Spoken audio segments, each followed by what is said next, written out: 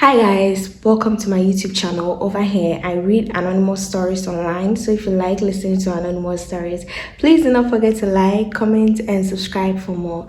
Thank you guys so very much for subscribing because we just hit 1,000 subscribers and I'm so excited and very happy for you choosing to support me every step of the way. If you haven't subscribed, please go ahead and subscribe.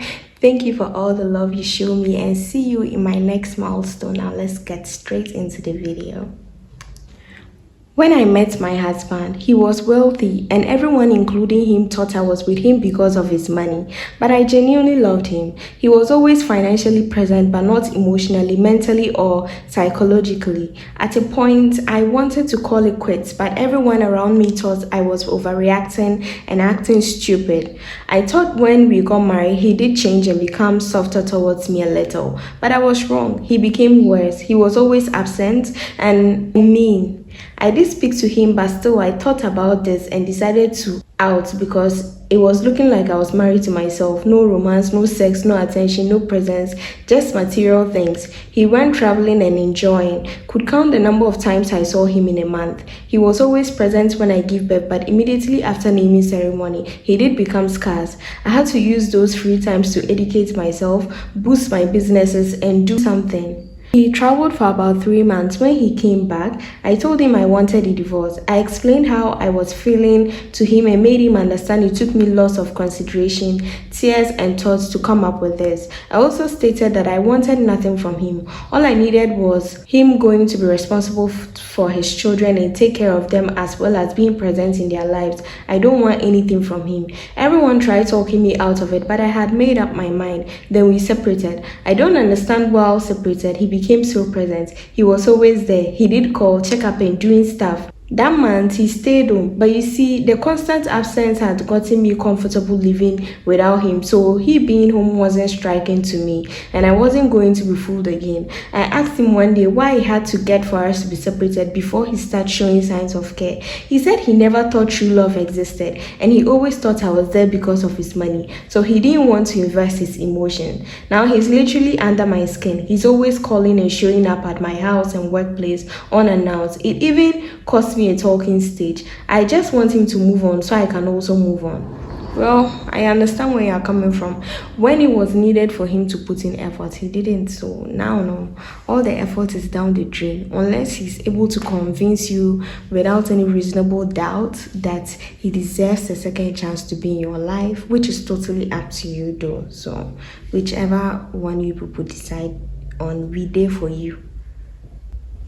I am asking this as a concerned Christian. A lady was delivered in my church last week Friday. She is one person who happens to always be under the anointing and being prayed for every time. Our pastor said there is a spirit of lust that wants to destroy her life. So after the deliverance on Friday last week, she was a bit messed up. I mean, she was dirty. I asked to escort her home because of her situation. On our way, we started talking and before I knew it, I was emotional and horny. And sure, she did too. It was around 11, so I put my hands across his shoulder and started fondling her. It got intense at some point, so we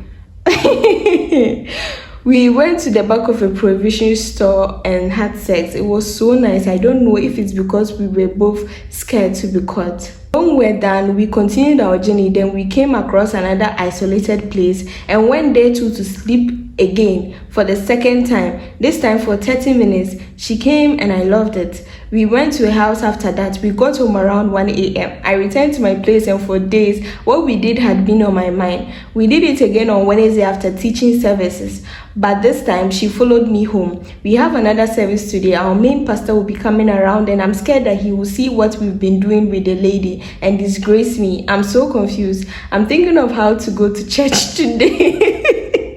Like if they told you that somebody is having a problem of data, oh, this is so funny. Well, I hope they catch you because a stop must be put to that. If it's a problem she's facing, you would want for her to get a solution, wouldn't you? You're only scared for yourself, but you're not concerned that you might be taking advantage of the girl.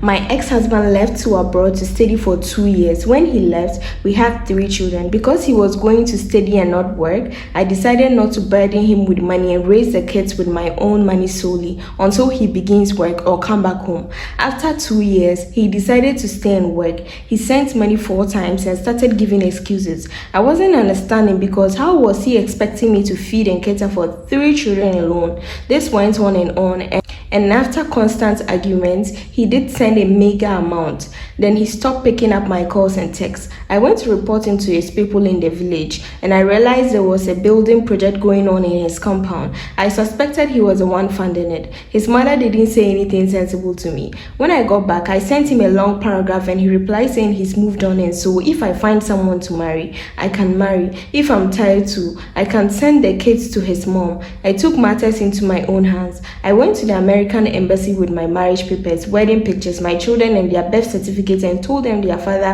had abandoned them on me. Unfortunately for him, during his visa interview, he said he was single with no children. He had also overstayed and didn't have papers. They deported him back sharp. His people are calling me a witch and an evil woman. The thing has passed his head. They say he hasn't been himself since. Next time, when he came back, my people sent his family the bride price and I ended the marriage. My brothers have taken responsibility of my children. By God's grace, we are sorry. Yes, next time.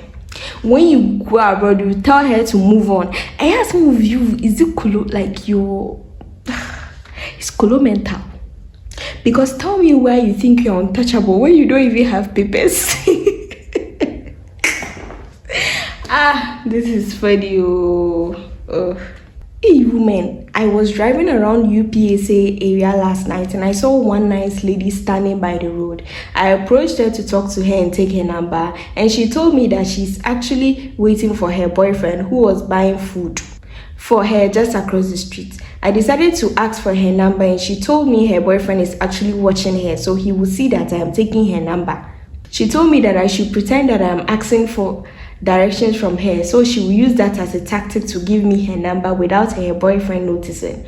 What I find impressive is that she has a boyfriend who was just across the street and she found an innovative way to give me her number without him suspecting anything.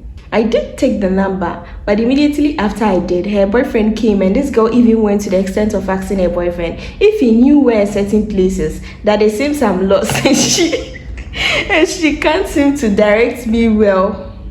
Somebody asked, what car are you driving? He said Elantra. I called her this morning, Sav, and from how she's talking, be like her mind did. Oh, this is so funny. Come to the end of the video. Thank you so very much for watching. Please don't forget to subscribe, leave a comment, and see you in my next video.